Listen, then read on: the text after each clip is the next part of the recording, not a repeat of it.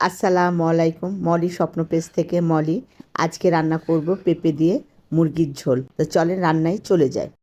মুরগির মাংসগুলো ভালো মতো ধুয়ে নিয়ে দিয়ে দিলাম মরিচের গুঁড়ো 1 চা চামচ, হলুদের গুঁড়ো 1 চা চামচ, ধনিয়া গুঁড়ো 1/2 চা চামচ, লবণ পরিমাণ মতো, আদা বাটা 1 চা চামচ, পেঁয়াজ বাটা 1.5 চা চামচ, রসুন বাটা 1 চা চামচ, জিরে বাটা 1 চা চামচ, কেটে রাখা পেঁয়াজ 1/2 কাপ, 4 টেবিল চামচ সয়াবিন তেল।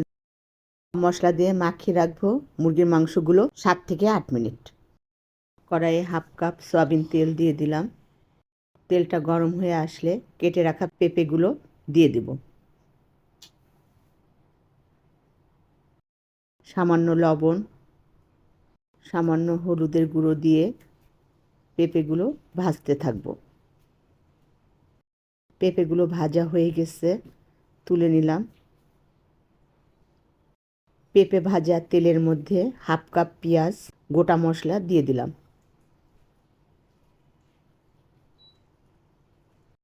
পেঁয়াজের কালারটা চেঞ্জ হয়ে আসলে এর মধ্যে গোটা জিরা চা চামচের 1/2 চামচ নেড়ে মাখিয়ে রাখা মুরগির মাংসগুলো ঢেলে দেব।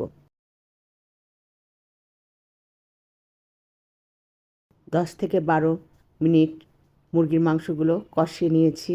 ভেজে রাখা পেঁপেগুলো মুরগির মাংসের মধ্যে দিয়ে দেব। আরও 2-3 মিনিট কষিয়ে নেব। পেঁপে মুরগির মাংস কষানো হয়ে গেছে, দিয়ে দিলাম 2 কাপ পানি, নেড়ে ঢেকে দেব। তরকারিটা হয়ে আসছে, এর মাঝে 2 বার এসে নেড়ে দিয়ে গিয়েছিলাম। দিয়ে দিলাম গরম মশলার গুঁড়ো 1 চা চামচ, গোলমরিচের গুঁড়ো 1/2 চা চামচ। আবারও 5 থেকে 6 মিনিট ঢেকে রান্না করব। 5 থেকে 6 মিনিট পর চলে আসলাম। রান্নাটা আমার হয়ে গেছে, এখন পরিবেশনে চলে যাব। পেঁপে দিয়ে মুরগির মাংসটা কতটা লোভনীয় হয়েছে দেখেই বুঝতে পারছেন। যদি ভালো লাগে পাশে থাকবেন, লাইক, শেয়ার, কমেন্টস ও সাবস্ক্রাইব করবেন। দেখা হবে নতুন কোনো রেসিপির সাথে। সেই পর্যন্ত আল্লাহ হাফেজ।